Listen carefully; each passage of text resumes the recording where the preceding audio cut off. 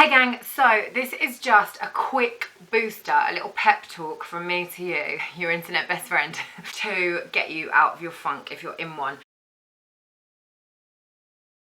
Comparison is the thief of joy. You're on your own journey, you're going through your own hormones, emotions, situations, so it's ludicrous to try and compare yourself to anybody else. And the more we look at other people and go, oh well, she's doing that, or he's doing that, or they've got this, you never know what's going on behind closed doors, and somebody's looking at you and thinking exactly the same amazing things you're thinking about that person. A lot of the influencers that you follow, some of them are doing it out of the goodness of their heart, some of them are doing it because they love it, some of them are also doing it and getting paid. So they probably have days where they don't want to do it either, but they have that motivation, or their management want it, or whatever. So you also have to remember, you never know. They might be like crying into their pillow thinking, I really don't want to do this workout video, but they have to. The same way you have to do something you don't want to do. We're all obligated. It's like that thing, you have the same hours in the day as Beyonce. Yeah, that's just facts. I'm not saying Beyonce doesn't work hard, like all hail Queen Beyonce. She is the master. However, she also has a massive team and she has loads of money. If I was getting paid thousands and thousands to get up and like do a performance, I'd definitely show up. I'm not slighting her, I'm not saying she doesn't work hard. Obviously she does, and she's absolutely an inspiration for me. But it's ludicrous to be like, you have the same hours in the day as Beyonce. Yeah, you do, but you also don't have the personal trainer, the millions, the producer, husband, and everything else. Do not forget, consumerism, capitalism, all this shit, it trades off you feeling crap about yourself. The only way they make money is for you to not feel good about yourself. Like the beauty industry, even the fitness industry. The health and fitness industry is the new beauty myth. If you don't know about the beauty myth, I completely forget her name. I'm rubbish, should have done my homework. I'm going to put it below somewhere.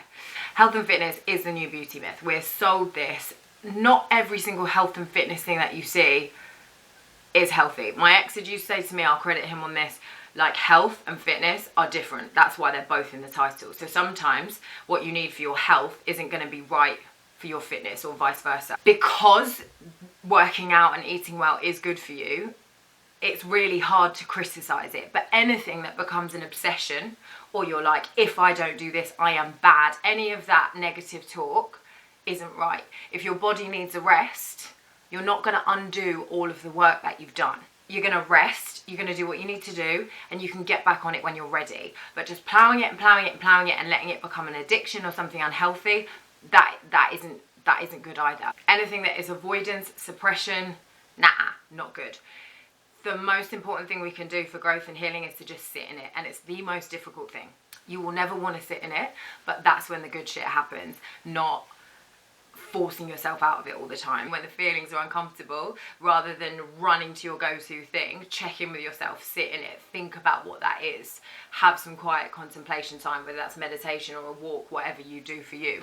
Work out why you're feeling these things.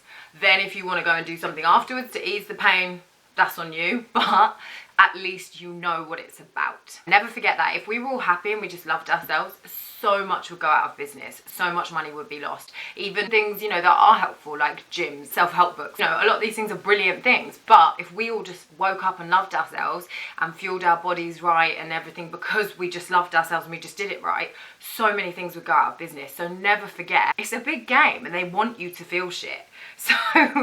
So don't. If you are struggling, I think the best thing is just allow it. Again, sit in it.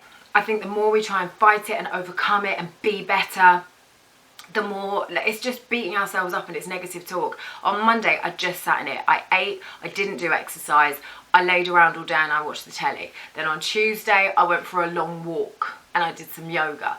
Then the next day I did a harder workout and I did some yoga. I've just been kind to myself and I've been like, do you know what, it's part of it.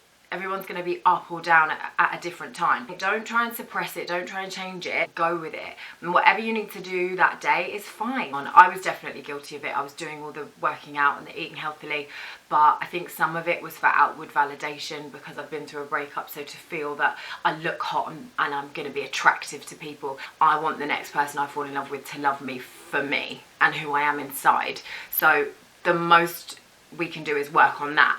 Working out and eating well does help me to feel good inside, absolutely. But if you're just doing it for validation or to look sexy on the gram or whatever, that's not the right reason. That should be a bonus. bit by bit pick yourself up, step at a time. If we try and do the whole picture now, it's really overwhelming. So we just need to take the first step. Yeah, a day rolling around in your shit, eating chocolate, crying if you need to, and watching rom-coms.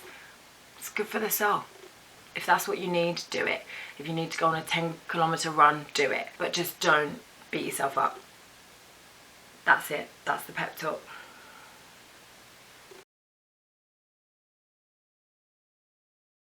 Oh, my legs. That was not a comfortable position. Honestly, my legs are killing. Whew. Got pins and needles.